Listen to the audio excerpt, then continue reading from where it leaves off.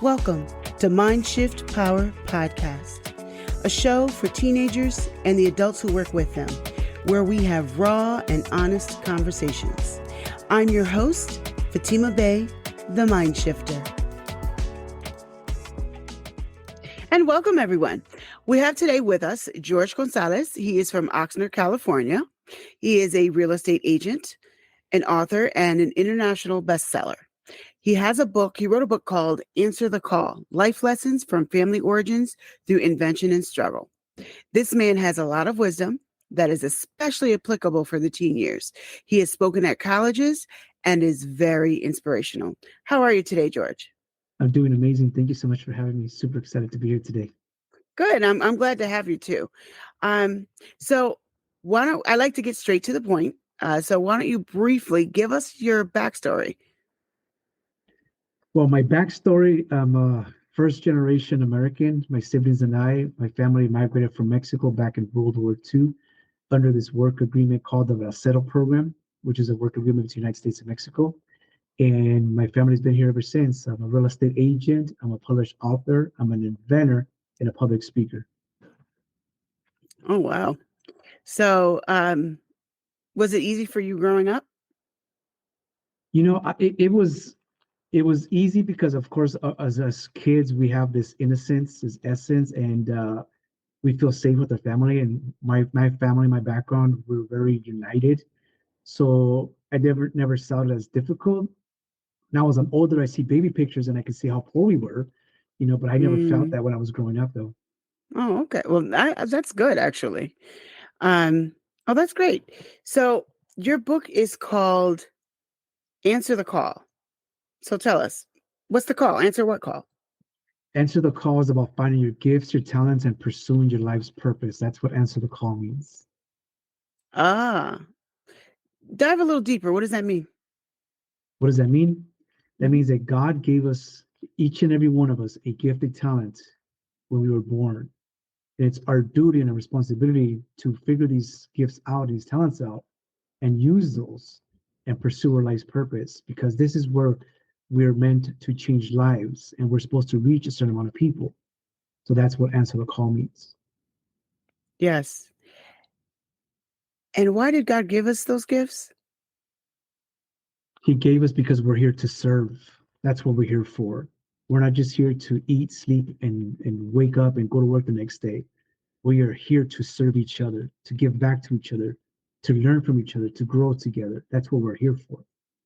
So what you're saying is that our gifts, our talents are not just for us, they're for others. Correct. Our gifts and talents are the missing pieces of many other people. And it's almost like we're going to come together as a puzzle. Yes. By the time we're all done, it's going to come together like this beautiful puzzle masterpiece. That beautifully, beautifully said. Purpose is something that is one of my focus topics as a coach and as a speaker.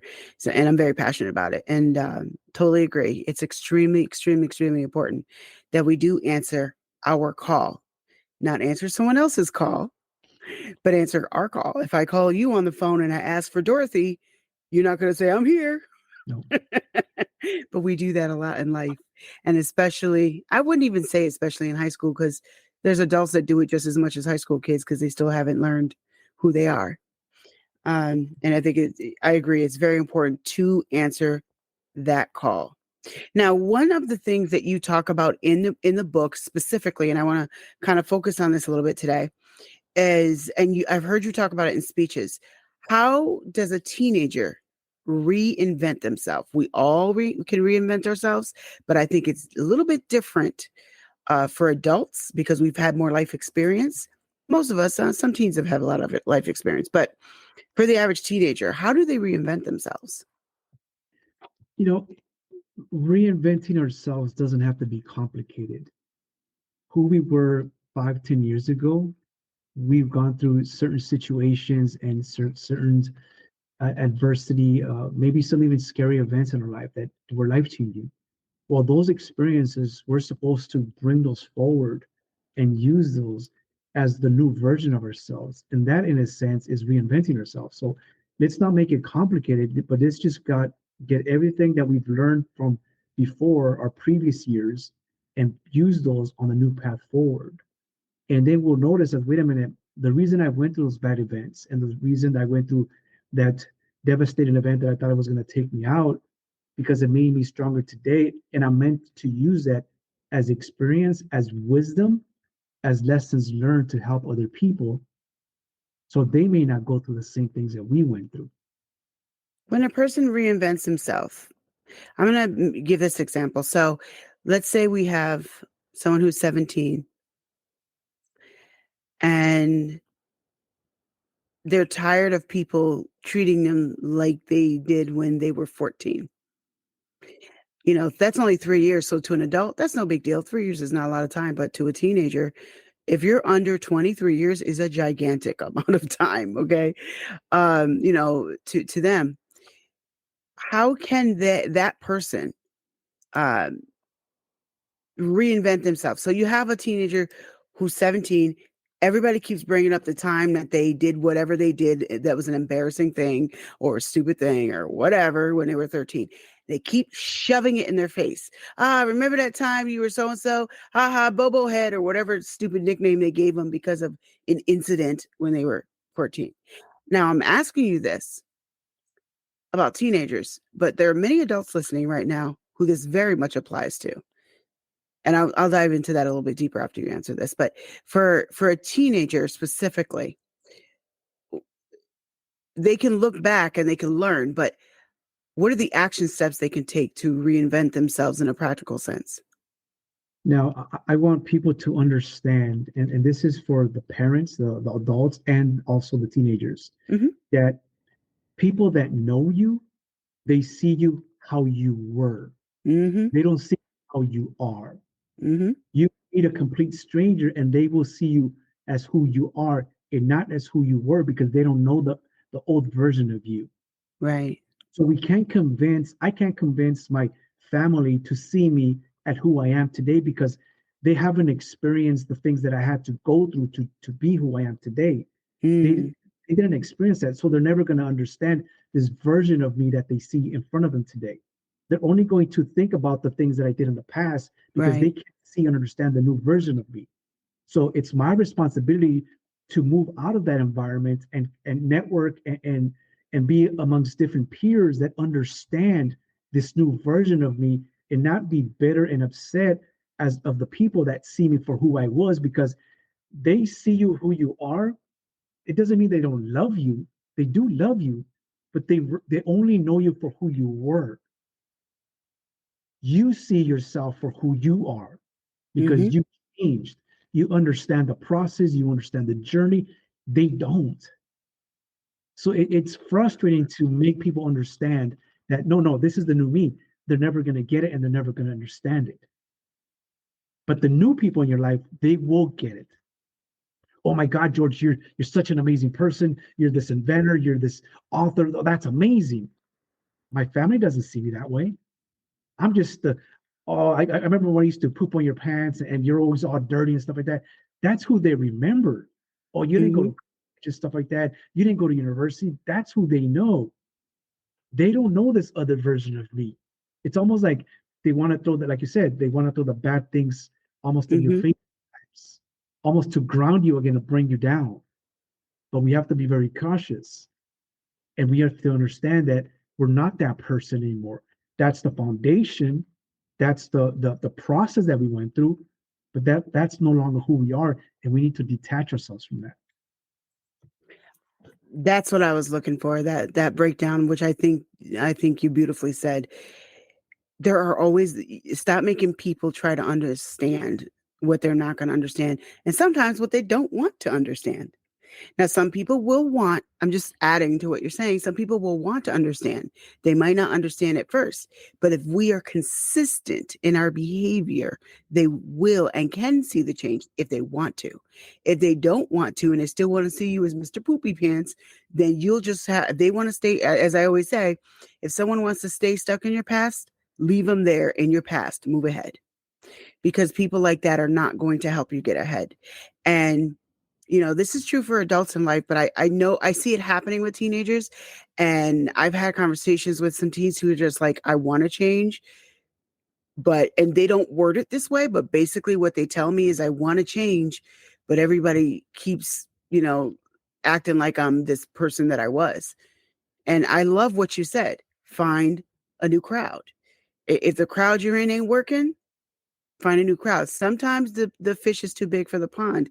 You need to get in a new pond. And it is Mhm. okay to do that. Just because you grew up with somebody and you've known them since they were 5 doesn't mean that you need to continue to grow with them, because maybe they're done growing or they're going a different direction or whatever. If they're not going to help you to get to the next level, hang out with people who are. One of the things that I say, and I want to add this in there too, hang out with those who are where you want to be.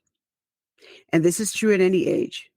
I've seen high school students that hang out with college kids, not just because they're like, ooh, they're college kids, but because that's where they want to go. Mhm. And they're at a maturity level that they want to have. So they hang out with them. Now, I'm not saying everybody needs to hang out with college kids, but it doesn't have to be an age thing. It could be hanging out with people that are college bound versus your friend that smoke weed on the couch every day and are McDonald's bound. Those are two different crowds. So you want to make sure you're hanging out with those who are where you want to be. That always helps to bring us up to another level. It's just something I'm very passionate about. So I had to bring that up as well. Absolutely. I'm going to switch gears a little bit because this is something else I wanted to talk about with you, because you guys don't know George, but there's like 942,000 subjects we could talk about with him. So I really wanted to narrow it down to two main focuses. So one was reinventing yourself, because I know that there's a section of teens that need that spoken to them to know that it is okay to change who you are. You don't have to be who you were. Um, you talk a lot about your faith. To a certain Mhm. degree, so do I, unapologetically. So, what I want to ask you is, how important was your faith in your success? My faith is probably the most important thing that I have Mm, in my arsenal, in my toolbox.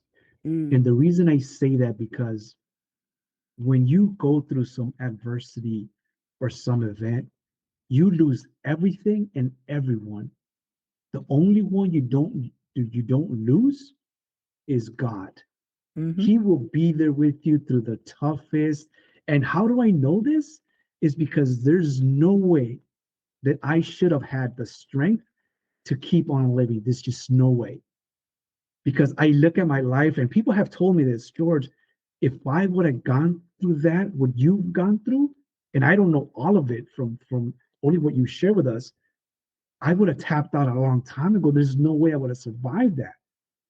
So when they say stuff like that, it also reiterates what I've always felt, that if it wasn't for him giving me the strength, the courage, the vision, the passion, and everything that he gives me, I would have gave up a long time ago and I would have clocked out. So that's the only thing that will never go away, because I went to bed many, many, many times, crying, sad, depressed. mm-hmm. You know what, God, I'm done. I'm over it. Go to sleep, peaceful sleep, wake up the next morning with this jolt of energy. I'm like, where did this come from? This is not what how I went to sleep last night with. So all of a sudden I have this will to survive, to create something, to motivate, to inspire. I'm like, where's all this coming from again? And it's like this circle all the time. Whenever I'm low and I'm crying, I go, God, help me, guide me, give me a safe passage. The next morning, it's almost like nothing ever happened. And I got this strength again. And that's only him. It ain't me. That's him. You know, uh, I'm a big believer in faith, and I'm a big believer in praying. Before and after you ask for things, and just because you ask them for success doesn't mean all of a sudden stuff is going to show up. There's going to be some tests. There's going to be some bumps in the road. There's going to be some betrayals, because that process is going to mold you into the person you need to become for you to get that blessing that you're wanting. And that's kind of like a hard pill to swallow sometimes. But Yeah. I'm wise enough, and I want to say smart enough, to understand and see that. I was like, wait a minute, this lesson makes sense now. It didn't when I was going through that pain. It wasn't when I was depressed. It wasn't when I was having suicidal thoughts. But now it makes sense. And now when people hear me on stage and whatnot, they can relate to my story, and they say, if George made it, I can make it too. So that was the lesson. That was the journey. I had to go through that so I can have a relatable experience to talk to people that were right behind me coming in this journey. Yes. I like to say when you something you said in the beginning of answering that question, you talked about how, God is there for us. And I got this, I guess, analogy when you were saying it. It's kind of like the most biggest, beautiful hug. I'm going to say the most biggest, most beautifulest hug in the world that you could ever get is standing there waiting, but you have to go to him to get it. He will not force it on you. And he's available for any one of us if we should decide to access him. And that's a decision on our part. God will not, well, God knows, he does knows, and he's still standing there waiting for you to come over to him. He never forces anybody. And I know, like yourself, without faith, I would absolutely be dead Mm-hmm. or in jail for murder. I'm just Mm-hmm. telling you that right now. Yeah. Without without faith, I know for a fact I couldn't do half the stuff I've done and most of the stuff I'm going to do. Even doing this podcast was an act of faith.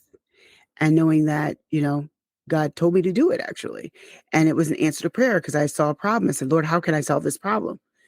What can I do? And then boom, he started talking to me so fast. I had to say, hold on, let me write it down. Um, I'm not kidding. I got this idea for this podcast. And then within 2 months, I had it all planned out. Mm-hmm. And then as it got closer, I, planned even more details with the technology piece, but I had a lot of it planned out a couple of months ahead of time because it was just like boom, boom, boom. And, but I agree. Having faith is important, and knowing that there's someone bigger than us who's there to help us is a big, big deal. And I think part of the problem with a lot of people, and you touched on a little bit, is it's so much easier to get depressed if you don't make God a part of your security blanket. If you don't make God a piece of what's important, what holds you up, and knowing that he's got your back. And I know for me, I talk about my faith a little bit on the show, but um, not as much because it's not always a focal piece. But since I had you on, I want to talk about it because you do talk about it a lot, and you're Mm-hmm. pretty inspirational with it. Um, and I think it's important that we hear what holds other people up. You know, whatever we're talking about. In this case, we're talking about God. Um, but I think it's important to hear what other people do besides us to hold themselves up, to stay strong, to stay motivated, because maybe that could help someone else if they learn that, well, if it's working for him, if it's working for her, maybe I should try it, you know? Yeah. If if somebody wants to eliminate stress, anxiety, confusion, that's prayer. Yeah. Asking God to remove those things.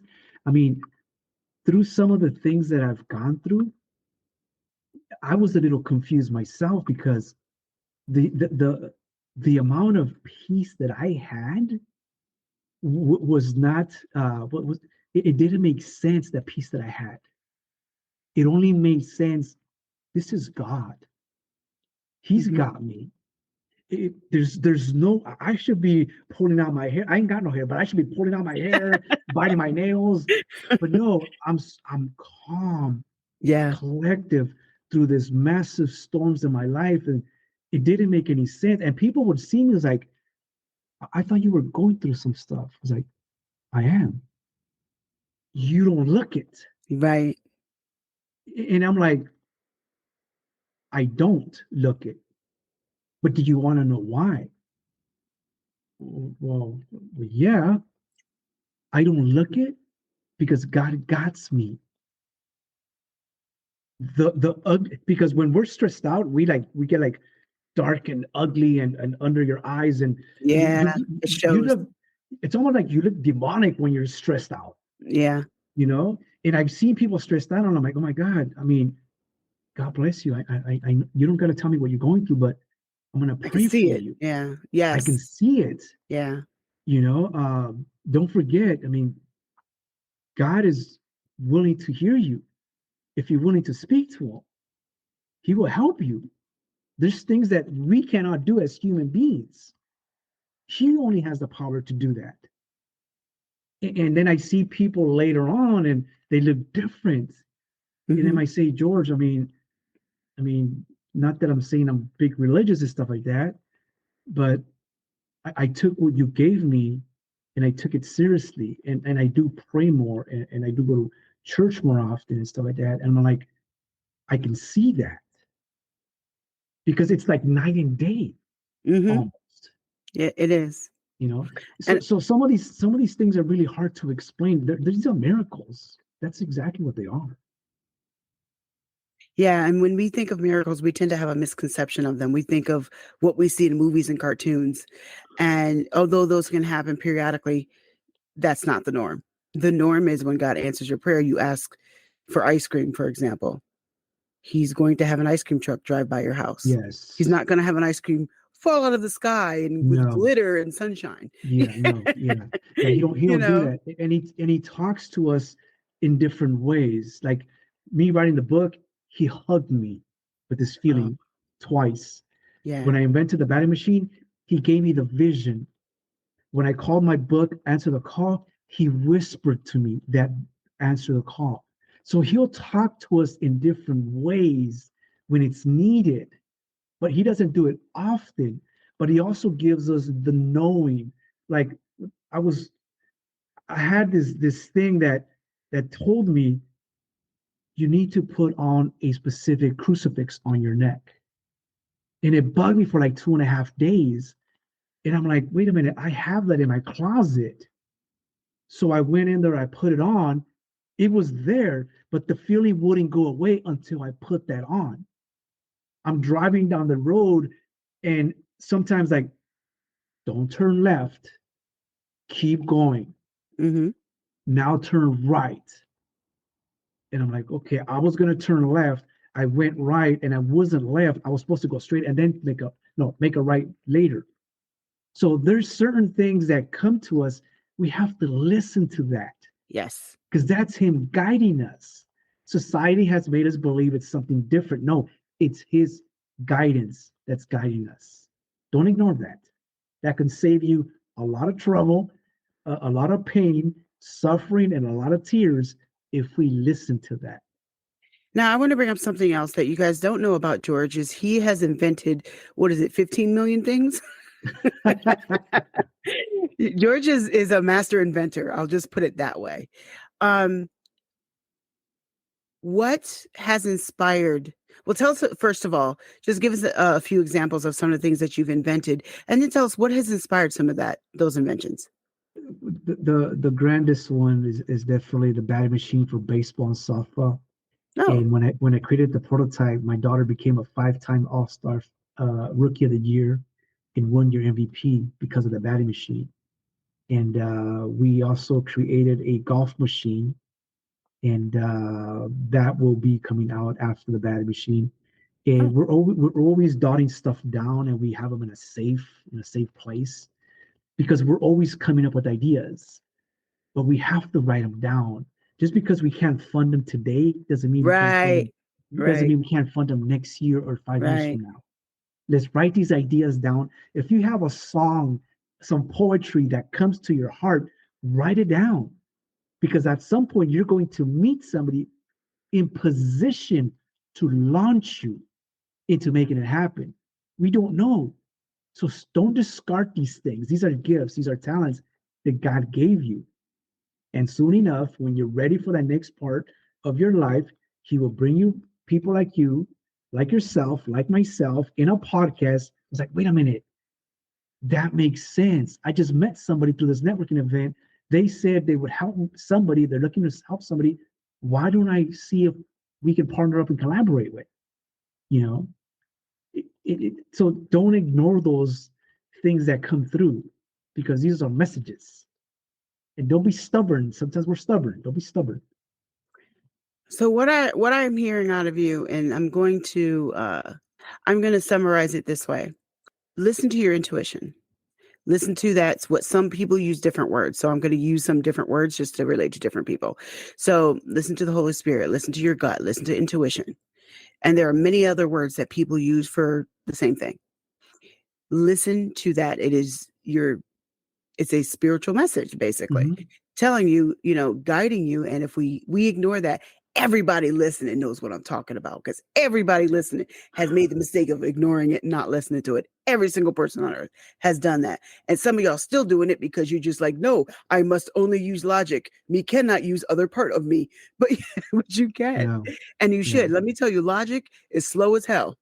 Logic is slow like a turtle, but intuition is fast and smarter.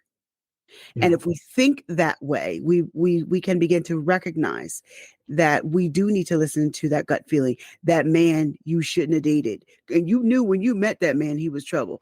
That girl, you knew that she was crazy, and I should stay away from her, but you didn't listen. You knew that job, that's gonna be a problem, and then it was.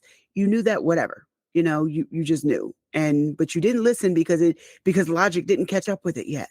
Logic didn't say don't do it. Logic was like, well, you don't know this. You don't know that. Yes, you do. So listen. You don't have to wait for logic to catch up with you. You know what I'm saying? I want to ask you this question. I wasn't planning on asking this, but you've had a few inventions. How many things do you have written down that you have not yet invented? Dozens and dozens and dozens and I dozens. know. I know Yeah. because I've talked to you, so I know that there is. Once the creative juices come, Hmm. never stop them. I Never agree. stop the never stop the flow of energy, ideas, of progress. Never stop that. Even if you got to get a bunch of notepads and you stack them up and you put them in a closet or storage, those are ideas that were given into you. At some point, you will go back to them and say, "Look, I think it's time for this," and all of a sudden, you become like this Edison and Einstein, full of thousands and thousands and thousands of inventions. I think that is so worth repeating, and that's why I had you say it again. Let me tell you a It- story. My uncle is a songwriter. He has only done one album. He's got 400 songs written. Imagine if he would have stopped at the 10 or 12. He wouldn't have written the rest of them. And there's a lot of musicians out there with the same thing. Same thing with poetry. that's true. There's people that have passed away that had notepads of poetry written, and they were not published until they passed away. And people saw these closets and boxes of full of stuff, and then they started publishing these poetry. If they wouldn't have done that, we would never would have read this stuff. No, you're right. I wanted that repeated because, especially talking to high school students, and I'm going to talk to them right now. Some of y'all are freaking brilliant and you have these massively crazy, awesome ideas, Mm-hmm. but they don't fit in with everyone else right now. So you suppress them. Don't do that. We need your genius. We need that big old brain that you have, that talent that God put in you. We need to hear the next invention that's in your mind, but nobody else is going to accept that right now. Well, they didn't accept Einstein either, but we know his name. I want to piggyback on that before I lose my thought here. I'm glad you said that because my daughter was 11 and a half years old when I invented the batting machine. She sat on my lap in my home office and she said, "Daddy, what are you doing?" I'm like, "Look, baby, I invented this machine to make you a better player." She said at her 11 and a half years, "Daddy, shouldn't it have this? Shouldn't it do this? And can we add this to it?" She became a co-inventor at 11 and a half years old. Had I not listened to my daughter at that age, the machine would not have been the machine that it is today. So, children, their innocence, their creativity is beyond comprehension. And that's why the Bible and God says you need to become again like children. There's a reason why he says that because we look at life differently. That's true. So if you get an idea, doesn't matter what age you are, listen to that. If you're a teenager or anywhere younger, Don't discard that. Write it down. If you're not old enough to fund it, share with your parents. If they don't listen, just put it in a shelf somewhere. When you become of age, when you get a job, and all of a sudden you're like, wait a minute, whatever happened to the little device that I created? And you go back and say, oh my God, this is more amazing than I remember. I need to put this out because society needs it. You never know when you're going to make it happen. So Yes. follow that dream. Yes. Teenagers, please, please, please follow your dreams because the rest of the world needs what you have. Inside, I like to say inside each one of you, each one of us is a pot of gold. But Yes, the gold is worthless until we open up and have access to it. absolutely. And with that, um, tell us what services do you offer and how people can find you? Well, as I said, I'm a published author, so I'm always sharing my wisdom, my journey. I'm speaking on stages in colleges, universities. Do a lot of podcast interviews, share all my content. I write poetry. I coach, I mentor, and I guide people through life and showing them how to reinvent themselves, and also how to find your gifts, your talents, and how to pursue your life's purpose. Because we're all given that gift, and we need to answer the calling on our lives. And where can they find you? They can find me on all my social media platforms under my name, George_V_Gonzalez. And if you click on my bio, you'll see that there's an option to actually download a free copy of my book, and that's a gift to the world. Is it spelled Jorge or George on It's social spelled media? it's spelled Jorge. Yeah. Okay. Oh, J that's O R important. Jorge_V_Gonzalez. Gonzalez. That's two Z's. Oh, okay. All right. Well, thank you for coming on. It really has been awesome talking to you, and I wish we had longer because we could have really talked for a long time. But once again, thank you for coming on the show, and we really appreciate your time. No, thank you so much for having me. Like I said, I'm humbled for the opportunity, and thank you for all your words of wisdom. I really appreciate you. And now for a mind-shifting moment. I want you to think about this. Answering the call. What call in your life have you not yet answered? What has been calling at you since you were young, since you were little, and still persists to this day? What is your call that you need to answer? I want you to think about that. Thank you for listening to Mindshift Power Podcast. Please like and subscribe to my YouTube channel at The Mindshifter. If you have any comments, topic suggestions, or would like to be a guest on the show, please visit fatimabay.com/podcast. Remember, there's power in shifting your thinking. Tune in for next week.